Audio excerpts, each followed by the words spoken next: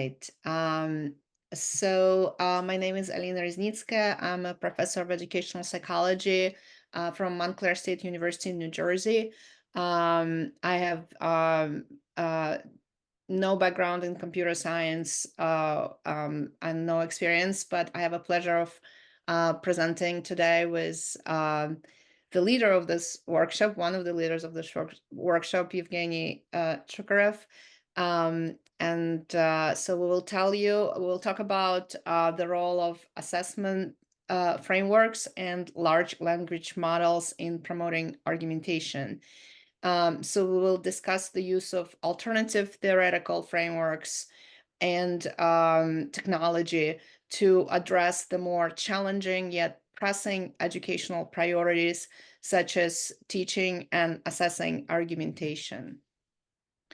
Our work is motivated by a historic ambition of public schools to teach students how to argue well.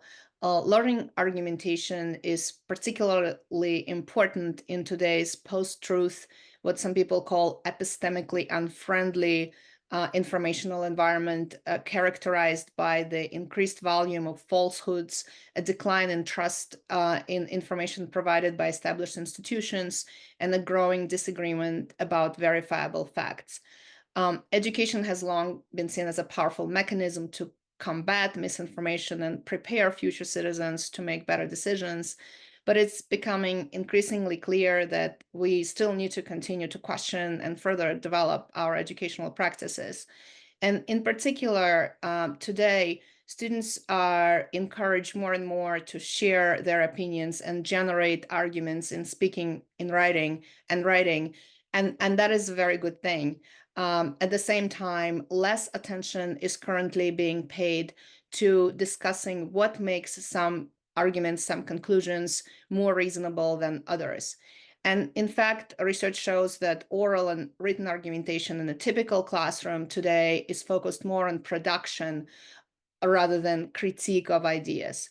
And in this way, current educational practices may reinforce poor reasoning and promote what's called relativist epistemic cognition, or a way of thinking about knowledge in which all claims are considered to be equally valid, and there is no way to differentiate between more and less reasonable judgments. So we contend that there is a need to rethink how we teach students to justify and evaluate claims. And an important starting point is improving the way we assess the quality of arguments and provide related feedback to teachers and students.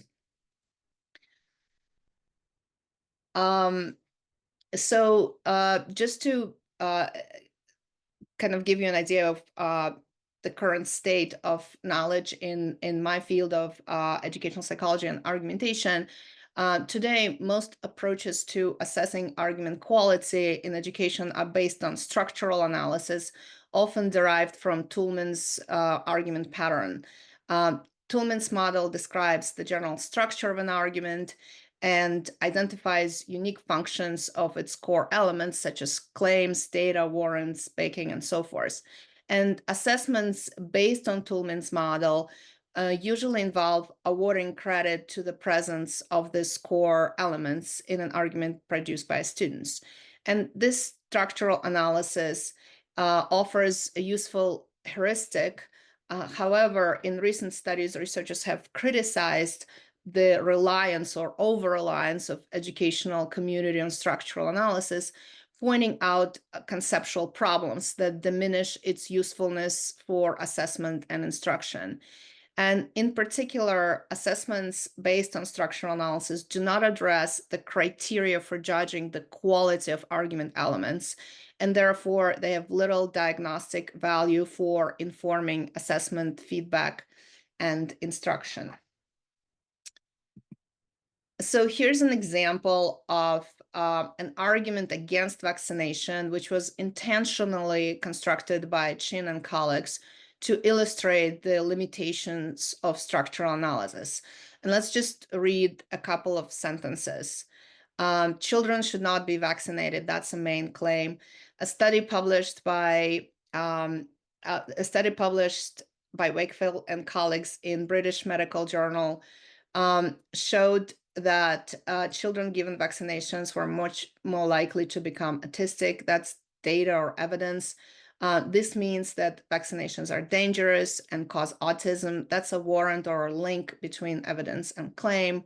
Doctors say that my children will be safer if given the vaccination. That's a opposing argument, but doctors do not have personal knowledge of my children. I do, and I know in my heart that they're better off without taking this terrible risk. That's a rebuttal. So here we can see that the text marked in different colors denotes different elements of Toulmin's model. And as pointed out by the authors of this text, it scores at the pinnacle of structural analysis. So a student would get a very high score using a structural analysis of this argument. And so this example then clearly shows that a seriously flawed reasoning can remain undetected and even rewarded based on the presence of structural elements.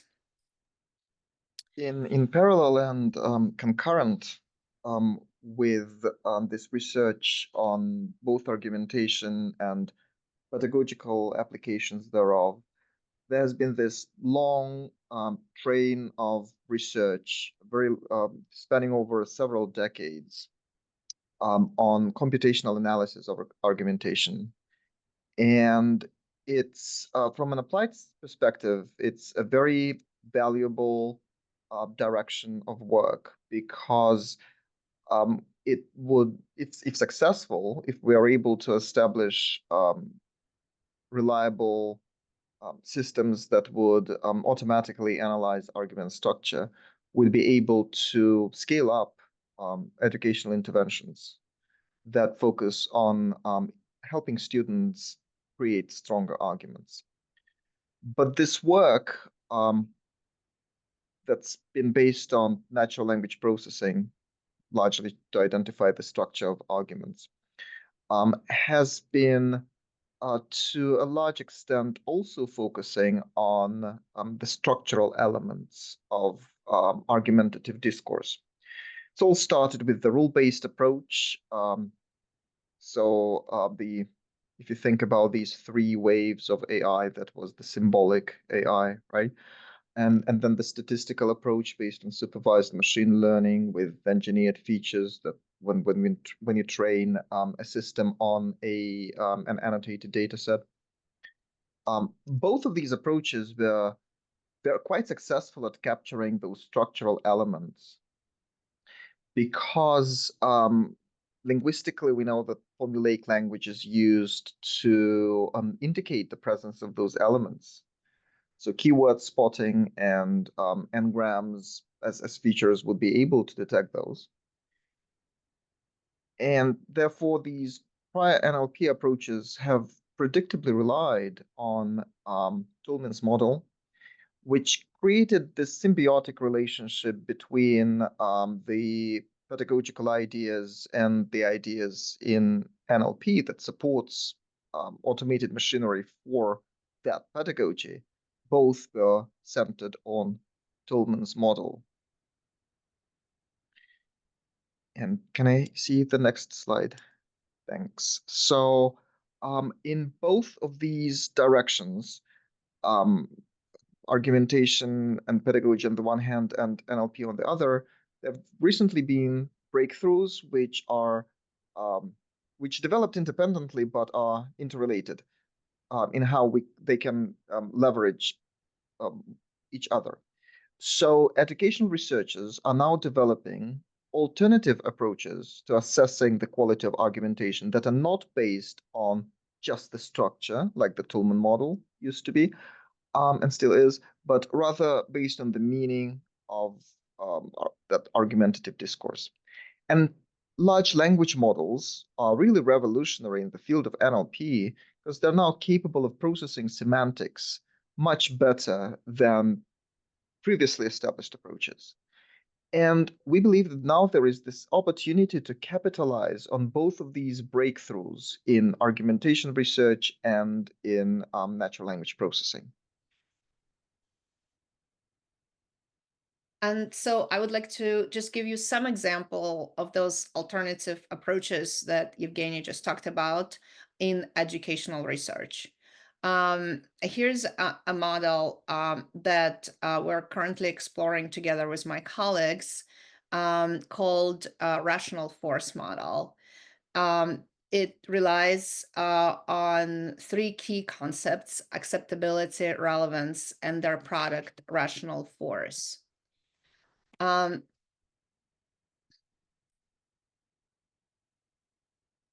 So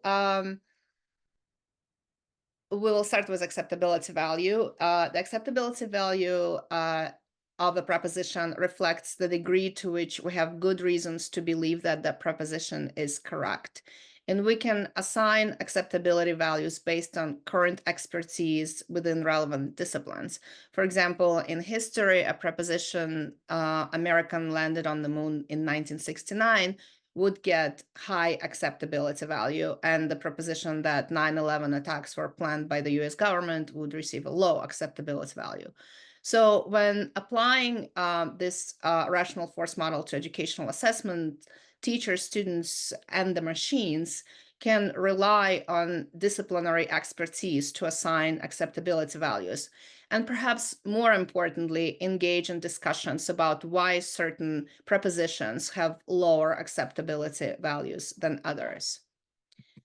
The relevance value is a measure of a degree to which we have reasons to believe that the proposition, if it were correct, would be effective at achieving its intended aim of either supporting or undermining a claim. So, for example, if vaccinations indeed caused autism, this would make it reasonable to not have children vaccinated. And this is why vaccinations cause autism receives low acceptability value, but high relevance value. And the rational force of a proposition is, as I said, a product of acceptability and relevance, and it reflects the strengths with which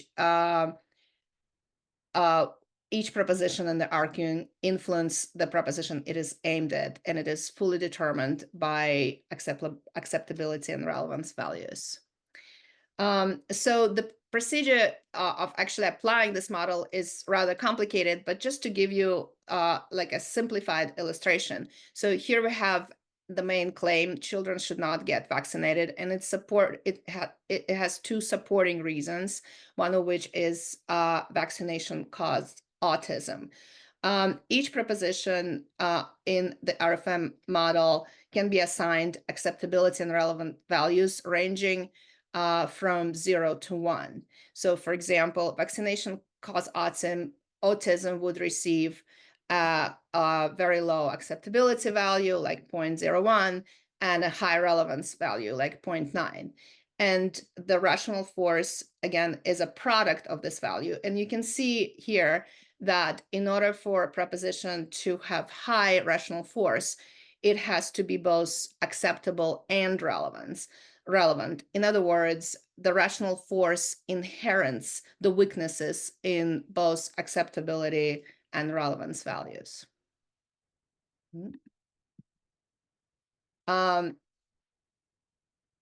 We can also, to make the model more reliable and accessible, we can replace the numerical values with an ordinal scale ranging from very low to very high.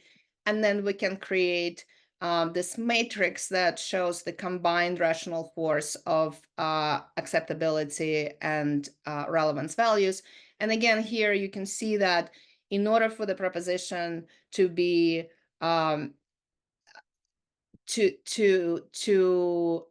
get high rational force, both relevance and acceptability have to be very high or high.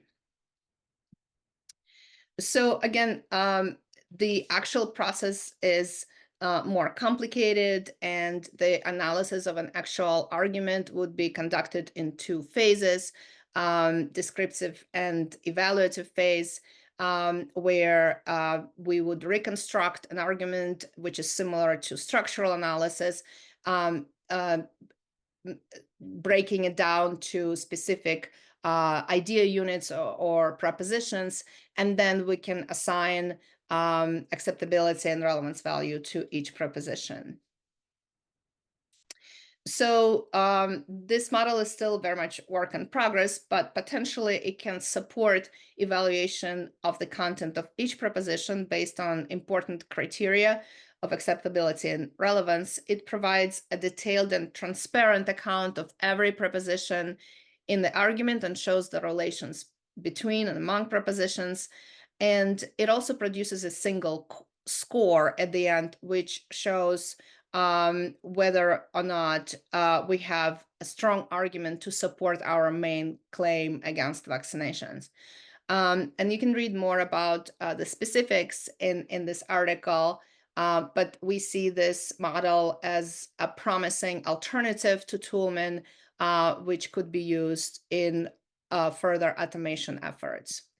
Another alternative that we are currently actually working with to develop a simulated environment for teachers is the argumentation rating tool.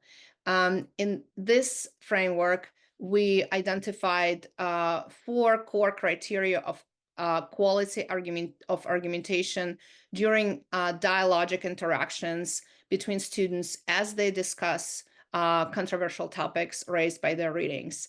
And we connected each of these criteria to specific facilitation practices that the teacher can use to enhance the quality of student argumentation. So for example, if there's a problem with clarity of argument, the teacher can rely on these 4 facilitation practices by prompting students to clarify meaning, connect ideas, label moves and parts of an argument, and track the overall line of inquiry. And for each of these 11 practices, we then developed a rating scale where we described the different level of performance for the teacher. Like this would be like the normative performance, where the teacher uses clarifying meaning practices, facilitation practices to address a particular weakness in student argumentation. And we have specific talk moves or sentence starters that teachers can use to strategically intervene in order to improve the quality of student argumentation. So in the past, when we worked on automated systems for teaching argumentation, the main engineering problem was how do we achieve natural language understanding and natural language generation that produces acceptable results. With previous approaches to NLP, it was a real challenge, and that's where research efforts were mainly focused. Now we've got it with LLMs pretty much out of the box, but then there are questions that maybe we didn't worry about as much in the past, but we have to worry about now is our issues around trust, transparency, educative value of feedback, accuracy. Is it safe to really expose students to this black box AI that we have now? What will it do to our students? So what we are presenting now is really work in progress. This R coach system is a simulated classroom environment for teachers to do professional development and to learn how to facilitate argumentation better for their students, right? So the R coach system is based on this art model that Alina just talked about, and it's an environment with 3 student avatars, which are driven by an LLM. And then the user of the system is the teacher who's going through a professional development program, who's learning how to facilitate argumentation that students take part in a classroom environment.